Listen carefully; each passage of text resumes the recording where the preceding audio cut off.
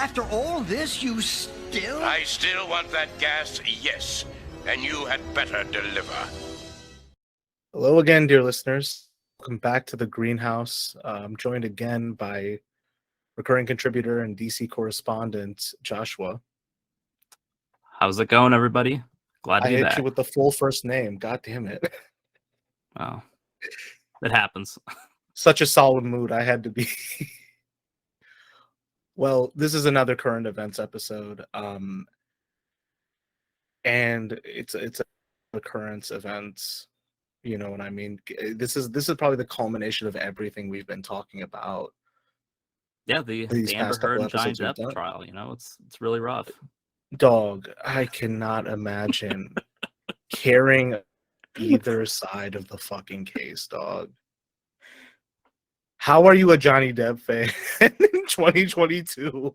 What project is prompting this loyalty, man? Yeah, it's a little Sweeney wild. Todd? I don't know, man. I didn't even know who Amber Heard was until this trial. I'm gonna be honest. I know she was an Aquaman, but I guess I'm a little deeper in on like that Hollywood culture, somewhat regrettably, but to be fair, I've also ignored this trial and its existence almost entirely. I see people post memes and it's sufficient enough. It doesn't bring me any joy or anything, so I ignore it. I'm just, again, the amount of energy and intrigue that celebrity drama has on the culture is always, something to be reckoned with. Sure is. But let's talk about a place where the energy has literally been sucked out of the room. We're just gonna get into it, and again, I'm just gonna give my 5 minutes of mandatory male TM feminism TM. Yes, we are two cis guys. We are about to be getting into the recent nonsense with the Supreme Court and the draft that was leaked surrounding a plan to overturn Roe v. Wade and PP versus Casey. We're not going to really get into how this affects people because we're not directly affected, but I'm not being cute when I say that, this is something that's going to affect everyone. It really will. And the people who are being directly affected by this have been talking about how this will affect them and are currently speaking up right now. So I implore anyone who hasn't found out to, hear from them directly. Yeah, and I mean, I kind of wanted to add on to that real quick that I'm learning a lot about how the level to which this will affect people. We think about, Roe v. Wade and Planned Parenthood versus Casey largely through the lens of abortion access and the right to seek an abortion, but there's a lot that is encompassed by that, and beyond just the, I hate to call it in this case a legal slippery slope, but the idea that this can build on to encompass other rights that have been, granted through the Supreme Court's purview and things like that. But it affects a lot of things. Any miscarriage becomes suspect. Various access to birth control are, potentially under threat. There's a lot that is encompassed here, and I've seen all kinds of testimonials ever since this decision was leaked, and we're not heading into a remotely pleasant place. Not in the least. And the one thing that's getting me about this is, a lot of people like to bring up the subject of being advocates for rights and freedoms, but I think this is the most telltale case of the American conservative movement's mentality around freedom, which is my rights begin where yours end. Yeah. So before we, begin unpacking everything, let's probably start with the triggering event. So we've all not too long ago, we were talking about the escalation of the culture war in an outbreak of anti-trans, anti-LGBT legislation. And I think what was it, like 2 weeks ago, I wanna say at this point, um, Politico publishes a, leaked draft, written by one Samuel Alito. It's 80 pages. I can't really summarize the full text, but something to the effect basically of, his, I mean, um it's a total shit mine. Like oh every my time you're god. like, wow, like this is awful. You just go down a few more lines and it's just layers and layers of repugnancy. Right, and was it just him, or was it also him and Coney Barrett? I'm trying to recall. Um, there might have been some footnotes by Comey Barrett. I can't remember if it was there or if it was some brief about like I mean her seemingly her contribution is the infamous domestic supply of infants, which Yeah, yeah, it those were the has yeah, obviously racial overtones and also just, kind of if you're up for adoption, you're not an infant, go fuck yourself. No one cares. Um, I need to be able to fully impress upon you all my wishes and desires. And if there's any, hints that you might have had other influences in your life, that's a bad thing. yeah, and that was only the most second egregious part of that letter. Like, that I think I missed on, like, the first examination. That came up Yeah, it later, came out way later that people were mostly like, because we oh, were hey, this just is really messed up. yeah, because I mean, it pretty insists that, well, from Samuel Alito's perspective, it insists that Roe v. Wade and Planned Parenthood versus Casey were wrong in their conception, and the court is basically has all but formally planned to repeal the legal framework that upholds abortion rights in Well, he America. straight up says they must be overturned in the draft, which is extraordinary language. Hmm. I've seen a decent number of court drafts over the years or the Hmm. actual final opinions, and they usually don't go at it like that. Um, there was a little debate over, I think it was like Korematsu, which was sort of what legalized the internment of Japanese citizens during World War II. And I think Trump v. Hawaii like sort of overturned it, but like Roberts uses very like kind of like he doesn't formally do it. He's just like, oh well, it's been overturned by history. Like I'm not doing it; it's already been done. But like the dissent compares the decision to Korematsu, so Right. it's kind of like um it's just this complete mess and like it just like the bold terminology here that like we must overturn this, right? Like the only reason that something like Dred Scott's overturned is a constitutional amendment. There's no one who's Mhm. ever said like, oh, we must overturn this. It's just like, yeah, like it's legally defunct because you know we've outlawed slavery, kind of. Just another dark observation I'm recalling, because we were talking about Ketanji Brown Jackson's confirmation hearing in the last time we were talking, and we were talking about the Bork hearings being a continual stalking horse for the right wing when it comes to this great slight that's happened to them.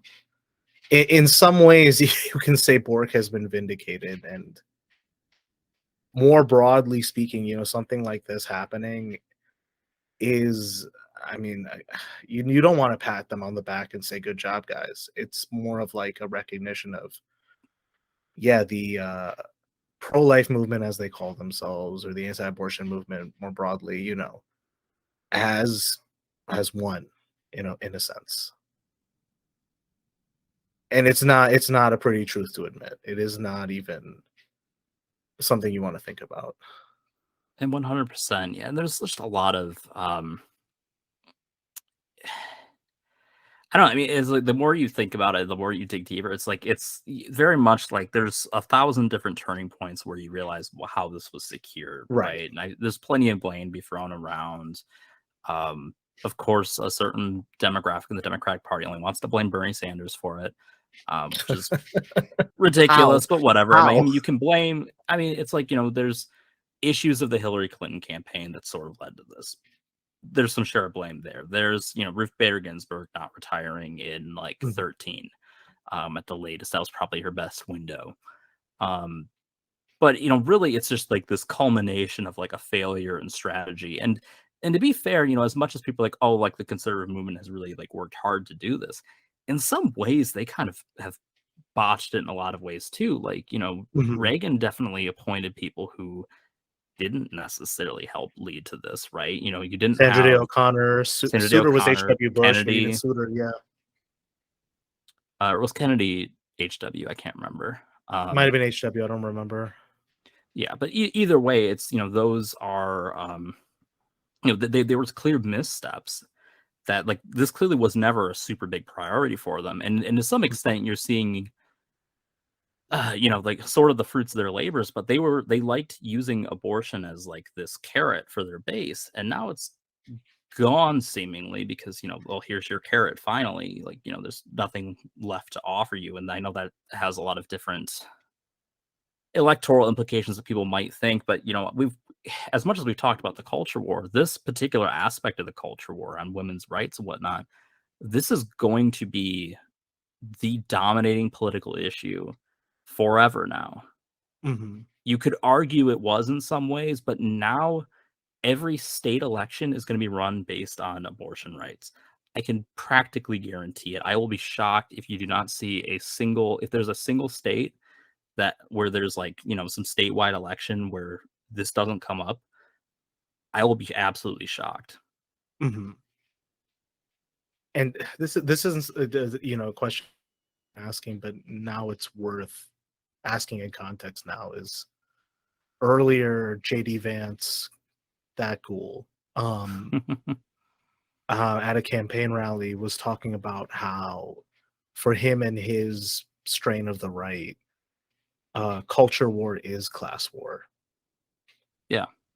And for at least my, I mean, broadly, the new left formation that exists now is trying to, argue for certain class-based policy proposals or on that kind of rhetoric. And what I'm seeing with this now, in some sense, because you never want to, or at least I never like playing on a table set for me by a right winger. I never like to engage with their terms. I never like to engage with their Sure. arguments. It's like it gets you locked in that debate bro culture, and I find it kind of counterproductive. But now with something like this, it kind of begs the question, like, has JD Vance also in a way set the terms, even though not him directly, but that kind of thinking of Yeah. I culture mean, war like is class war. the archetype that he fits in. Yeah, Have the they kind archetype. of done Yeah. that? Yeah, I don't know. I mean, I do really wonder, for the I mean, obviously we've kind of questioned the sincerity of like the Jimmy Dores of the world before, but Mhm. I kind of wonder if, those people who have this idea that like, oh, well, you can focus on just the economics and, compromise on these issues with the right wing. Are we really like, to what extent can you really do that? Mhm. And I think it's increasingly looking, if not impossible, very difficult. I mean, I agree with that because, like, that's a topic that comes up periodically of, like, what is to be done with this Glenn Greenwald, Jimmy Dore type shit in one sense. Then you got the post-left types on Twitter, and they're all idiots. But you and I agree on that, more broadly, in that, you're basically saying, since we couldn't, because at least some of these people are like Bernie people who didn't get what the results they wanted in 2016 and 2020, and are now deluding themselves into thinking, well, what if we did it with the Republicans instead of the Democrats, and we play to their cultural language, like, will we get the class-based results we want? But Speaking of which, yeah, go ahead, did go you ahead. actually see there was a policy memo? I can't remember what wing of the Republican Party came out, but they were talking about how, like, in a post-Roe world, let's try to actually, give something to families and stuff like that. They're like, let's make the Biden tax credit to mothers like permanent and things like that, and like all this stuff. And it's just like it's laughable because like Is this like the Marco Rubio and Mitt Romney tax credit like style, or is this something else? um It would like the Mitt Romney tax, yeah, like it's basically that tax, but Okay. like kept permanent.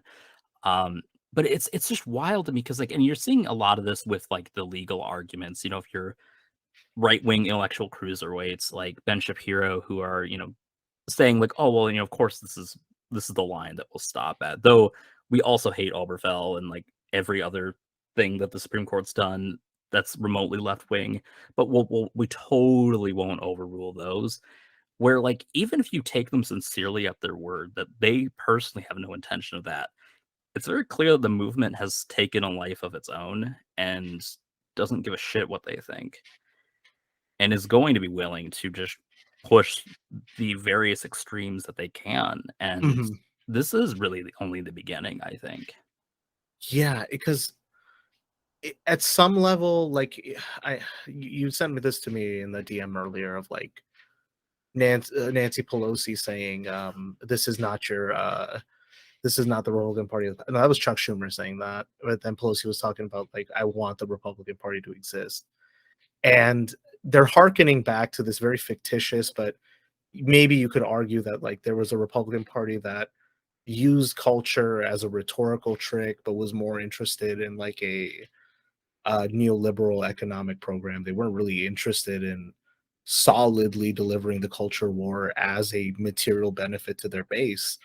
But In some ways, I think what she was saying was even more absurd, oh, though. even more absurd. Like I was more talking about Chuck Schumer, but I'm Sure. conflating the two. I'm willfully conflating the two. Um, with Pelosi, we have to unpack that even further because there's the dementia aspect, and then there's also like the civic institution, civic religion aspect of it, where the Republican Party is not seen as you know, a mathematical enemy, not as opposed to like, or sorry, why am I saying mathematical? Ontological enemy, or even as a electoral enemy, where fuck them, fuck what they want. If you want power, you have to, wash them out. You kind of see them as this necessary oppositional force to maintain some kind of ethical government. But we're seeing in practice that doesn't matter. And to tie all these points together, I promise that these were going to go somewhere, dear listener. I'm not just rambling. Mhm. Um, with these post-left guys, what I'm kind of seeing this is we don't actually have a space for these culture war issues to get resolved because they are contradictions in a sense. They are opposing forces in a sense. And at least in American history in the past, this is not my observation, but you could at least argue that theoretically, anytime there was social conflict in the eastern cities, you could push west and settle out and do your own thing. That's kind of what they did with the Mormons. That's kind of what they did with all the different, different Protestant sects that like kind of moved over into the Midwest and things like that.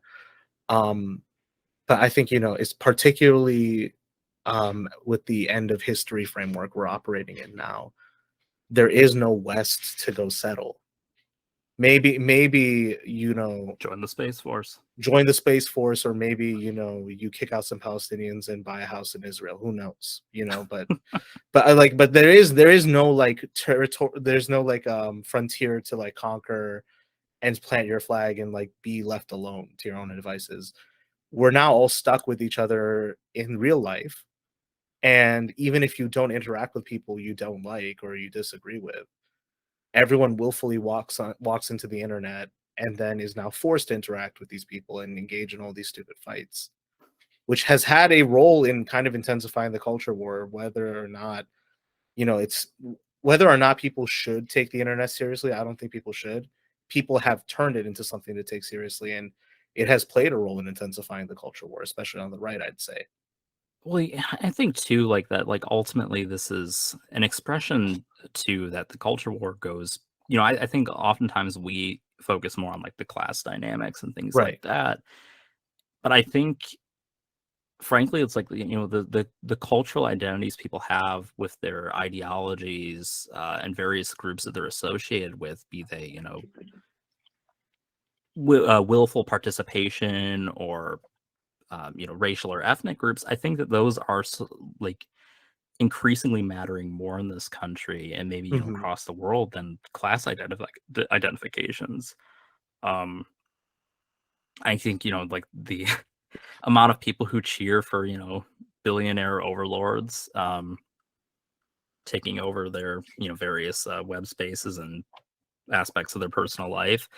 I think that there's just sort of this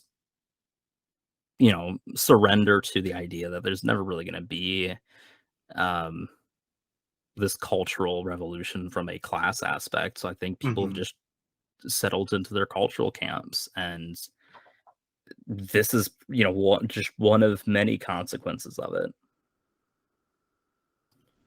Yeah, I agree, and that's why, like, at the end of the day, the Greenwald, Jimmy Dore approach to this shit of, "Oh, just appeal to the right because you'll get your class victories." One, I can't agree with it morally. You can't throw people under the bus. If there's a camp of people you have to agree with who want them dead. Also, sorry for my slowness. I'm dying of allergies right now. There's that aspect to it. Then there's also just even if you like team up with them on this one economic issue, you have not resolved the social aspect. Some of this shit has to be resolved in a social context. And either you acquiesce with them or have to address the contradiction somehow. Compromise is one way. That's how Americans have traditionally been taught to deal with this stuff, is through compromise, but conflict is another way that happens, unfortunately. Not Yeah, necessarily violent conflict, I well, mean, but I yeah. think we might get into a little bit of discussion about that as this Mhm. conversation develops. But one of the things I kind of want to point out too is like it's crazy to me where like so much of this feels like it's just kind of owning the libs and not Oh really yeah. we've achieved our like long-term stated objective of outlawing abortion at least in half the nation retroactively through overturning this. And like for all the rhetoric that I've heard from pro-life people over the years, I've not seen one of them celebrate this as like finally babies will stop being killed or whatever that they like to tout.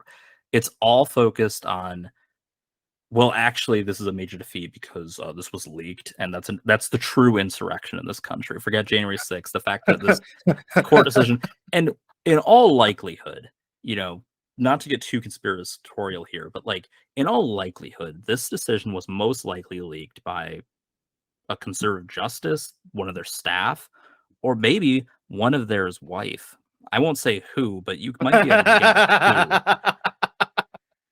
And, like, because there's been a lot of articles that have turned up from, like, conservative legal journals Mhm. where they just, like, have, like, in-depth notes about, like, the inner process of this, and, like, it was leaked largely to secure, I don't know if Kavanaugh is for sure the wavy vote, but whoever the wavy vote is that was gonna go to Roberts, who, Mhm.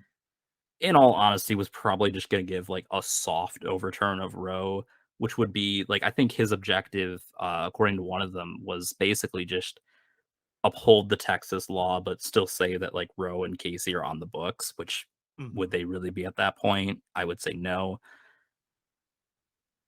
But yeah, I mean, this very like, the fact that, this action on their side is sort of obscured as like this is the greatest over injustice in this country that, people don't take the court seriously because of the league. It's like I think people don't take the court seriously because of the decision more so than the league.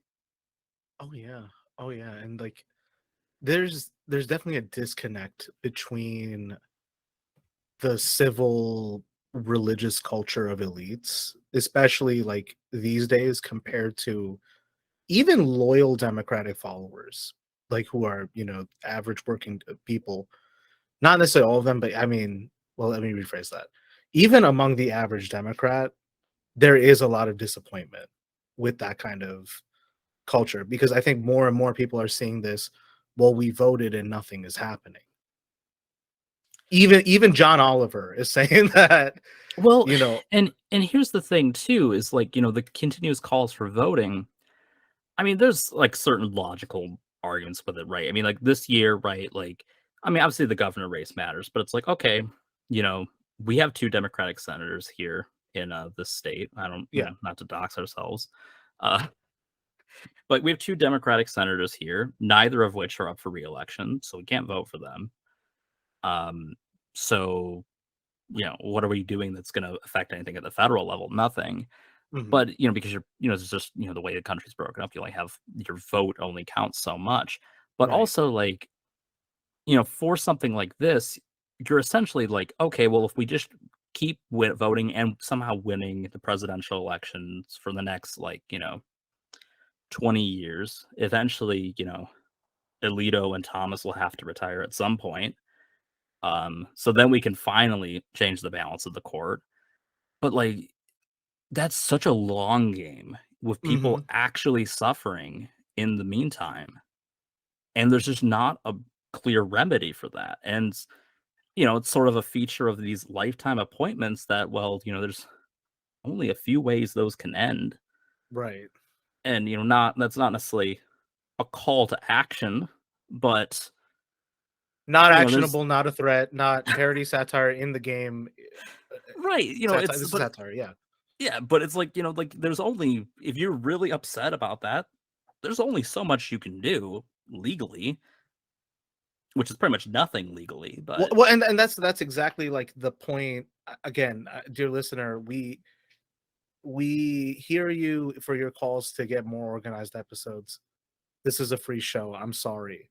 You're gonna get us as we are, and trust me, this is all going somewhere, and it actually has. You know what I mean? But because like we usually do the recap of the issue, but we're I actually think kind of point walking. that We're walking and everyone chewing knows gum. about We this. Oh no, we are walking and chewing gum with this episode. We have to, um, which is with how the immediate response to this issue has been, you have basically on the day of this happening, Biden saying, we support Ukraine at a weapons depot. You know what I mean? You have the court, uh, you know, the harpies who hang around the court basically saying, well, it's a shame that this got leaked. When you have the Senate unanimously voting to protect the property of the of the justices and their families from, mind you, pretty mild demonstrations. Yeah. I Oh, think did that you the see immediate also, yeah. Susan Collins called the police because someone, like, wrote in chalk, "Protect women's rights" on her sidewalk? She see this is exactly what we're getting at, is like the immediate enforcement of the status quo and protecting it while being told civic participation is critical and all the lawful forms of doing it are to be protected and upheld in our country. You know what I mean? We keep getting told vote, but then you have a democratic regime that I mean, literally Biden's response is it's up to the voters to elect politicians who will codify it into law. Again, washing himself of this so Yeah, that I he mean, can't to be some voted. e and, like, it's like, to some extent, like, that's true, but again, it's sort of like, they've had opportunities to cut well, in theory, they've had opportunities to Yes, codify yes, this, yes. right? Like, I wouldn't necessarily say that, the filibuster-proof majority that Obama enjoyed, you had, that part of that's made up of, like, the Joe Liebermans of the world who don't support, you know But on that note, though, you did have the Obama plan to codify Roe into law, right, that's and what I'm then talking he about. immediately walking himself off of that. Of course, Lieberman comes up as the classic excuse, but he could have tried to executive order his way into it. I know Maybe. that's tricky. I know that's I'm like, that's problematic, but that might be a little harder. it is hard. But I mean, again, it's like You also have even some people kind of like who maybe they do support it, like codifying it, but they kind of have that like overthinking it legal mind of like, well, you can't like, codify a right into law because it's a natural right. You shouldn't, like there's an argument to be had there, but it's very semantical and like doesn't do anything actionable in case like something like this happens, which it did Right. happen. Oh my gosh. You know, this is funny because now I'm thinking of like Andrew Jackson's famous line of like, well, let him enforce it when the Chief Justice, you know, had an issue with his policy towards Native Americans. So Well, except this would it's like the now opposite it's the because reverse. Now it's the reverse. Like now they're saying like, we don't want to enforce it. we don't want to enforce exactly, and that's it's there's so much to unpack here because um whatever side of civic religion someone falls on, as well as whatever side of the pro-choice anti-abortion line you fall on, that's really what colors how people are reacting to this in some way. And then if you are definitely an own the libs kind of right winger, you are very clearly loving all of this while also doxing random court, court clerks because you think you found the guy who leaked it. So yeah, before we even recap the timeline, let's get into this idea of like what is it exactly that the Supreme Court does versus what people think they do. Because you know, we have this impression that the Supreme Court is like the 9 fucking wizards who rule the realm or something like that. But when you really like look at the process of judicial review, and I'm not saying that it hasn't been used to like good ends before, but what I am saying is like, you know, you're using this very threadbare constitution drawn up by syphilitic slave owners and merchants back in the day, to try to like rule on issues well after their time. And that's the first issue here is that, you know, we have a culture of never amending the fucking constitution until it's too late. Then, you know, you have the using this process to try to do something with it. Now, of course, you know, in upholding things like the Civil Rights Act, that's important. But then let's talk about maybe Citizens United, for example, and then McCutcheon versus FEC. You literally have Scalia saying, well, spending money is speech. Why? Because I said so. And Alito wrote Citizens United too, didn't he? I believe so. Yeah, all the right wing guys on the court Yeah. definitely, like, you know, they helped it pass through with a slam dunk. Yeah, and I think, part of it is like, it's just for whatever reason, like the legitimacy or like quote unquote. I mean, like there's arguments about the legitimacy of the court, but like obviously there's sort of, it has the most issues of all three branches, right? Because it's not elected, it's not responsive to the public, and there's in theory certain advantages to that because they can do things that aren't always the most popular. Mhm. But that only really like, usually when we think of that, like we think of, like, oh, well, like, Brown v. Board, which was not well received at the time by right wingers, Mhm. contrary to what, Clarence Thomas and Alito want to suggest. But, um, there are those like examples of like them sort of, like they're doing the right thing, even though it's not the most popular. But like now it Mhm. just, that's not like ever going to happen. Like this is not the right thing, and nor is it popular. Mhm. But one of the things that, it's like, I think there's just this idea that, yeah, like there are these 9 wizards and there's that arcane, unknowable nature to them, right? That's, I think, seen as sort of key to that. Whereas you can't necessarily know that, like, oh, they're basically just, the same ideologues we elect to office. They just, wear black robes. Mhm. And it kind of occurred to me, and this is going to add up to a series of ironies. Go ahead. A lot of the people, a lot of what we know about the inner workings of the modern court come Mhm. from the collection of papers from Justice Harry Blackmun, Mhm. who left the court in the mid-90s, succeeded by Stephen Breyer, who just retired. Mhm. And Blackmun was also the person who wrote Roe v. Wade. Mhm. So we've got all the Right. domino pieces are lining up. But anyway, so he has it was very controversial at the time when his papers came out because he had like his memos, stuff that he said to other justices. So this was this inside look, and it's dated from the mid-90s. And this is how we know like how the inner workings of the court generally work. We infer from this stuff that's 30 years out of date now. Right.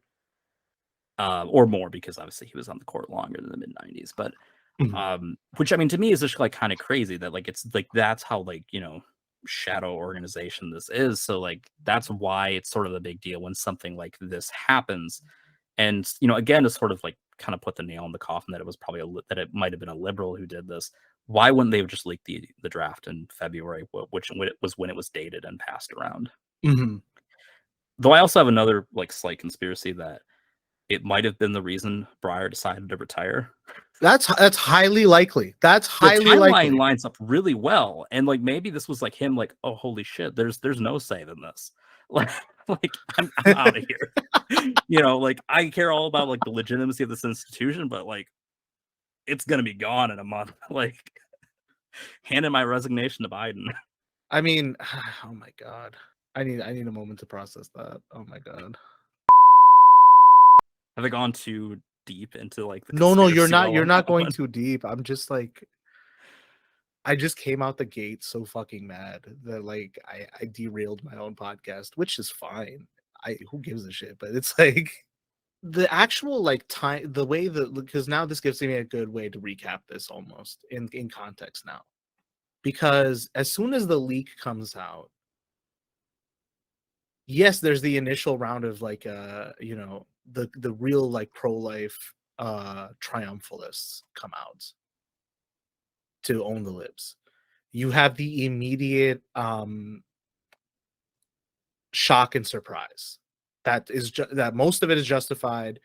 You had some like, you know, deranged liberal posts like immediately go to like, oh, Bernie did this, Lots of fundraising emails. Chapo Trap House did it. Sure. Actually, you know what? I hold them 100% accountable. You have I mean, who else did they blame this on? They found a way to blame this on Rachel Maddow. What was the angle there? I don't fucking know. I don't fucking again, this is just deranged people posting. We don't have to really analyze why they do it, but and maybe like that was just, you know, all of us taking the piss instead of like, you know, dealing with the seriousness of the situation. Is, you know, it's always fun to look at the deranged person's reaction, then like understand how deep the shit is you're in. And then immediately, like once the dust settles, you have Joe Biden's response, which is, I'm not fucking doing anything. You have I'd like to go on. add on to that. The Democratic Party's response was let's do nothing. Or like the leadership structure, at least. I mean, obviously, you know, emails went out, you know, give us money to stop this, or, you know, whatever. Oh, I immediately got that that's text with been Nancy going. Pelosi's picture on it. Yeah, and you know, it's like, you know, Biden, I think, is definitely, and not just on this issue, in general, I think there's a lot of stuff that he hasn't really demonstrated like leadership on. This isn't really about him. This is about, you know, I think more structural issues of the party. Clyburn was scheduled to go to crap. What's the representative's name? The pro-life Democrat who's running for office in a Democrat +5 district. Henry Cuellar, is that his name? That sounds right. Something like that. Yeah. Anyway, so he goes to stump for him because it was already scheduled, right? Which you'd think like maybe like you announce like, hey, yeah, this is bad optics. We're not going to do this. Sorry, buddy. You're on your own. But, you know, stumps for him, says, well, you know, we have to be this broad umbrella of a party. We can't just, you know, throw people under the bus because we disagree with them. And I remember that a lot of these people who are now blaming Bernie for this, how much they complained when he campaigned for a pro-life or anti-abortion Democrat in 2017. And I'm not going to defend that choice from him, but I will at least point out that the context is very different between an independent senator doing that and Roe v. Wade still being, you know, the law of the land, and the Democrat majority whip, and also Pelosi still endorses this candidate, endorsing and supporting a candidate who is openly, you know, against Roe v. Wade immediately after it has been announced that it will be overturned. Mhm. And this is, you know, like the same wing of the party that insists that messaging is so important. And, you know, to kind of go back to what we talked about, you know, with Pelosi's, you know, sort of dementia-ridden speech earlier, when she's talking about like, you know, oh, there used to be like pro-choice Republicans and whatnot, she's talking about like a handful of people like 30 Mhm. years ago. I don't know what like she's acting like, oh, the, you know, the party used to be like, you know, for these things. It's like, no, that was never the partisan position. Reagan ran against it. I mean, yeah, I said he, you know, clearly didn't do enough to like end it if that was really his objective. But again, there's that cynical, like, let's, you know, perform politics on both sides of the party. It's just that on the Republican side, the wackos who actually want to, you know, act out these perverse fantasies have actually kind of won out and are doing that. There's also this aspect too, like, I'm not sure how much this plays into it, but there is this analysis of Reagan's leadership of the Republican Party where he kind of kept the cultural conservatives at bay, and his real, goal was the kind of anti-communism and neoliberal Mhm. push. The cultural stuff was more of like a carrot to him Yeah. to just keep them loyal. And at least, like, to his credit, he rhetorically he kept up with them, but you can argue that, they were at least able to manage that constituency under that kind of leadership. And then I would say the forces leading to Trump in some respects could also be, chalked up to that cultural conservative constituency, really craving blood at this point. Yeah, I think that's kind of what it comes down to too. And I think that like there was sort of like in some ways, like, you know, I just thought about this as you were like describing how Reagan was in that he was in a lot of ways sort of like the third way version of like for the Republican Party. I mean, obviously third way Democrats came later, but Mhm. where it's, you know, like that's why like, you know, the anti-communism and whatnot, that had a broader appeal than just, you know, Yeah. crazy Republicans. It, you know, applied to all crazy Americans. Um at the time.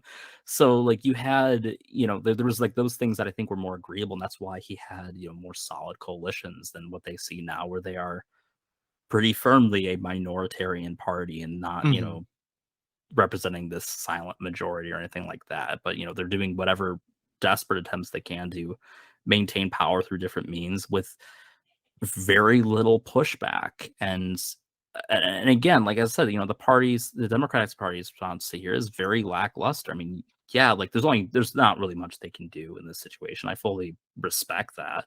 Mhm. Um, you know, at least attempting to codify Roe is better than doing nothing, Mhm. even if it's destined to fail. At least, you know, it at least shows a fighting attempt, which I think, you know, they need to remind voters that they actually have a pulse. The only person I've really seen like express any particularly like, you know, indignant outrage is like Elizabeth Warren. And there needs to be more of that period. I guess Gavin Newsom did as well, which was wild, but yeah, like they just need to like act like, yeah, they're living people who are also upset about this decision, not just like, oh yeah, this sucks. Which is this is also this ties this point together as well, is one of the main criticisms levied against the Democratic Party establishment and its hold over the progressive movements, different constituencies, is this kind of idea of, they don't really deliver anything concretely, but they have so then what are you gonna fucking do? Vote for the Republicans? If you want to keep Roe v. Wade on the books, you got to vote for us. And that is I've heard this from Democrats myself, and it's been, you see it on social media, you hear it To be during fair, even it's a more sub. persuasive argument now than it was Oh, before. I mean, that's Well, just in debatable, the sense that like, you know, you are actually losing something now, whereas before it was like right? this fantasy that you would lose it. That's true. That's true. Um, but it is that classic line of like, well, if you want to keep this on the books, you got to vote Democrat every November. That was the same logic on the climate side. It's like, well, at least you can count on Joe Biden to do something. I've seen that fail, and with this, I mean, we're seeing like the tug of war devolve as like the Democrats have lost the rope out of their hands at this point. And this one stick they have to beat their base with could very well slip out of their hands if they don't plan their next moves carefully. And I've kind of said this, ad nauseum at this point. I think it still bears repeating is that, you know, it was up to the Democratic Party to try to codify this as soon as possible or at some point. And I think that um, they are so frightened of the kind of pro-life rhetoric that will be levied against them. The whole Democrats are baby killers shit.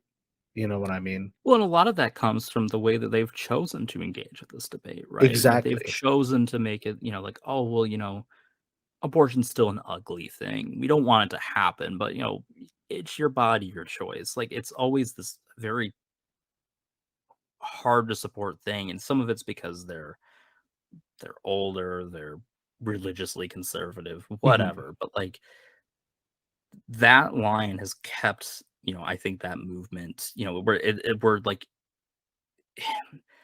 the idea that you can compromise on this issue now, I think is pretty much dead. Yeah. Yeah. I know everyone like says like, points out, JD Vance is like radical for saying that, and I mean he is, but for like saying that like his daughter should just, if they're raped, they should just sit back and enjoy it and, give birth to the kid.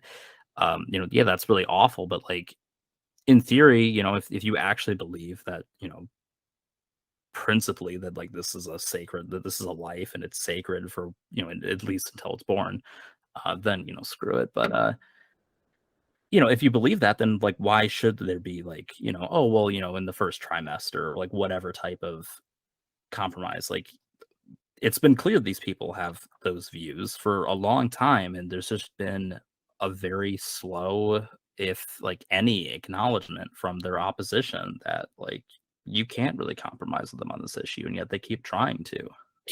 Mhm. And it's one thing that I find, particularly I know that, like, you shouldn't try to reason with right-wing logic because it's not supposed to make sense.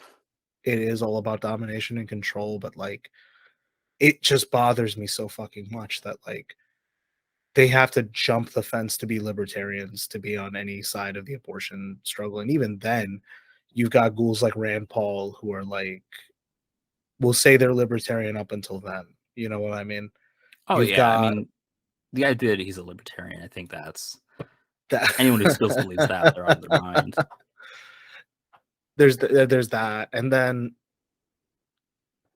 is this is like again, like Americans, particularly the right wing, they often like decry authoritarian societies. They decry overreach. They decry any decision being made for them when it's especially in situations where that's not the case.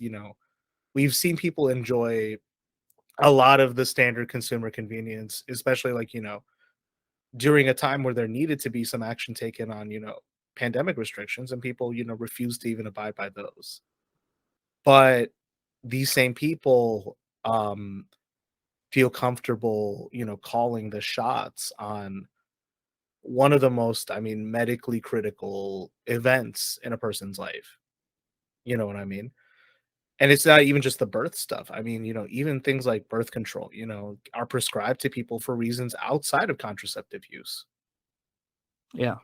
There's a whole suite of medical issues that are just going to like barbarically be like swept under the rug because of this stuff, and no one wants to bat an eye.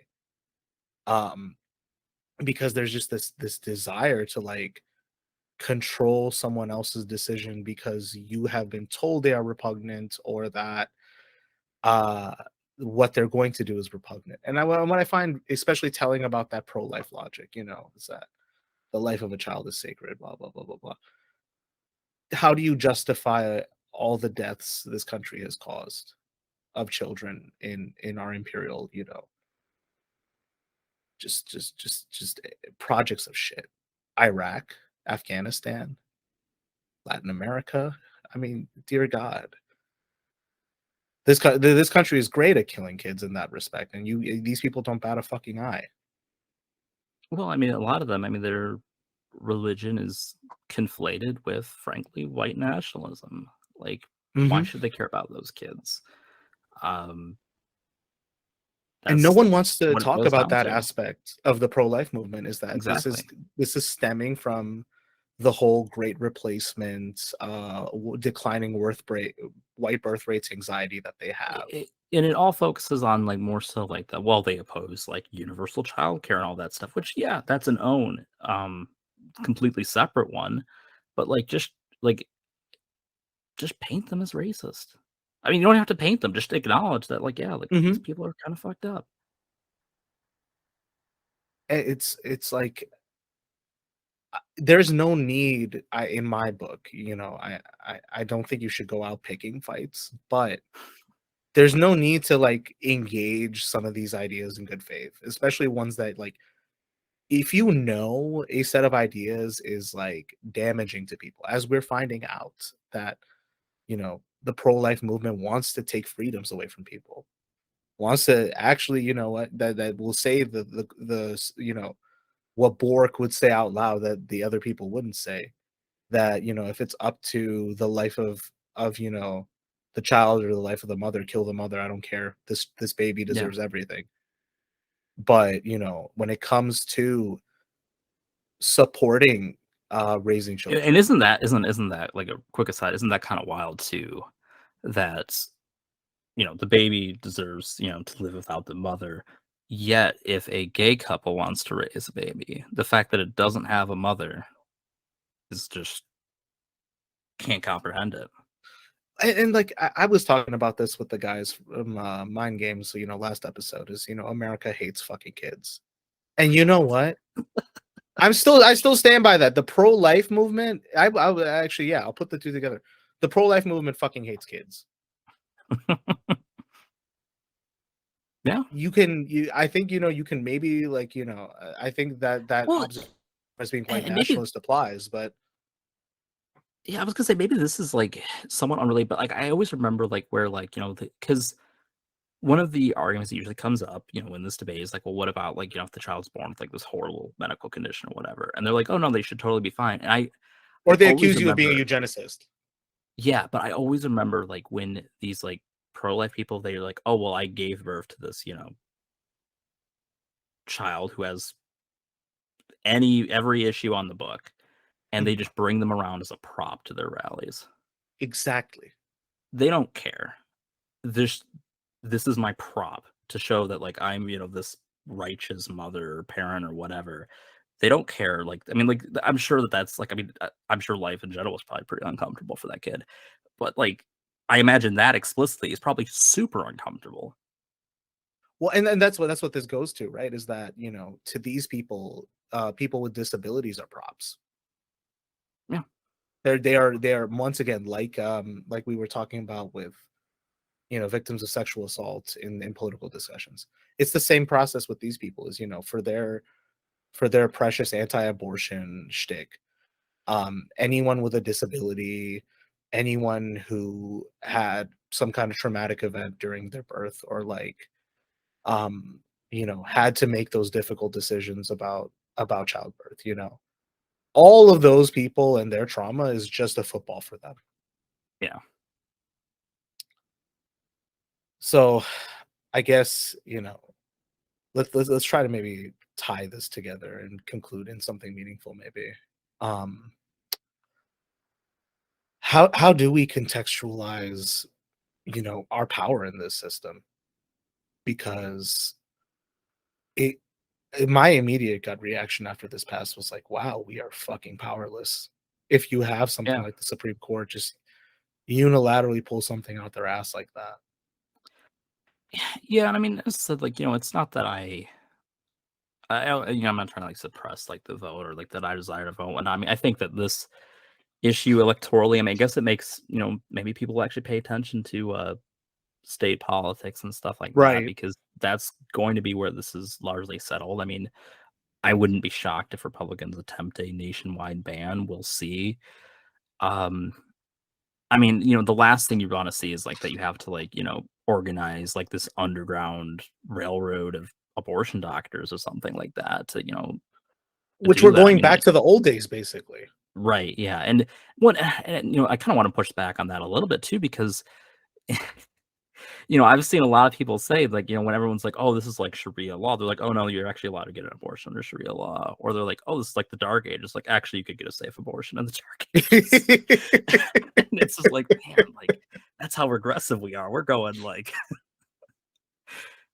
we want to take things to an all new low. Right. And I mean, I don't know. I think like this is a good time, I think, to analyze how to understand power in this system. And this is a good time to maybe contextualize, like, do we put all our ducks in a row when it comes to electoralism? What can be meaningfully accomplished at the state level? Like where we live, there is a ballot initiative to get reproductive rights on the ballot in November. Hmm. I hate talking about electoral politics, and yet, I was compelled to sign, and I encourage everyone, find out about these initiatives in your state, and like if you can commit to signing something and voting for it, that's the one time voting it is meaningful, as opposed to like dropping your hopes and dreams behind whoever they run for president. For um sure. But yeah, I think that's kind of it's attempt to engage with electoral politics to what extent you can. But yeah, I mean, we're gonna have to go do a little bit of off roading on this, I think, and maybe other issues too. That there's going to be things that you have to engage with, and you can't necessarily count on political leaders for. We've seen these protests, and like they're not exactly getting mainstream Democratic support. They've in some cases been condemned.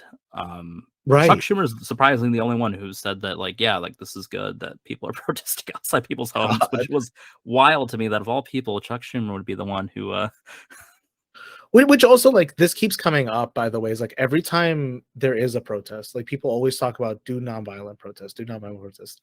But then when it does happen, some asshole always comes out and says, not like that. You know what I mean? yeah. Like, But oh, even you like can't this has block the been completely street. You can't peaceful. do it outside someone's house. What the fuck are Yeah. people supposed to do? Well, How especially else do too, they because say it? I mean, this same court ruled that it was okay for people like that. They overturned a law that had like barriers to like prevent people from harassing people going to abortion clinics. And they said that you can't do that. You're impeding their free speech. So again, it's like very clear who has access to this right of free speech and who doesn't. Exactly. Exactly. And I mean, that's, if there is any actionable advice from this episode, as frustrated as we are,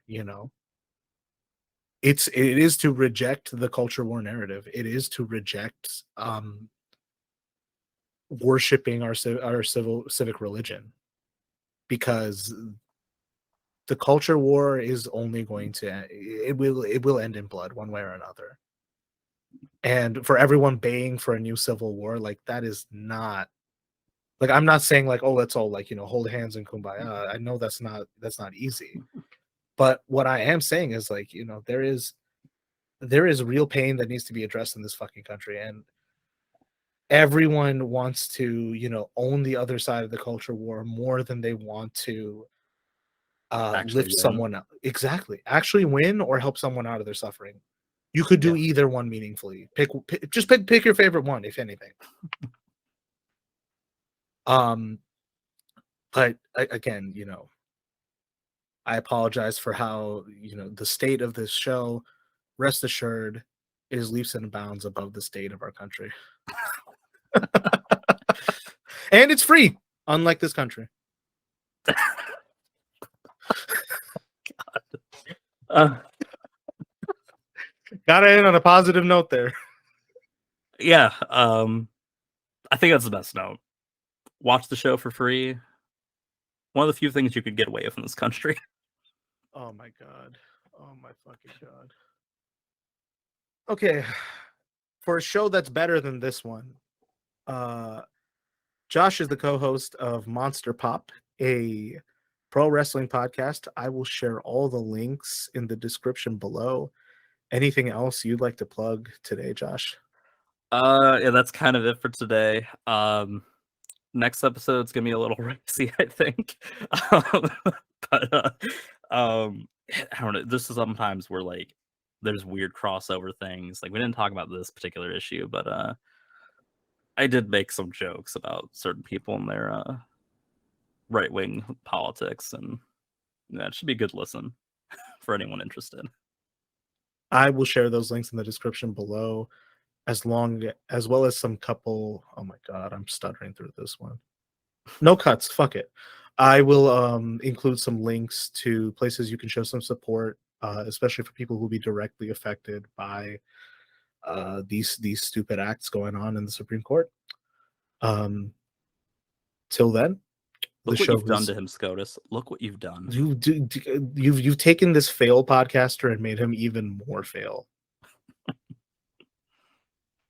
Mr. Joe Brandon, you've done this. This is Greenhouse Gaslighting. I'm your host, Adi. Till then, signing off. Take care, folks. Bye-bye.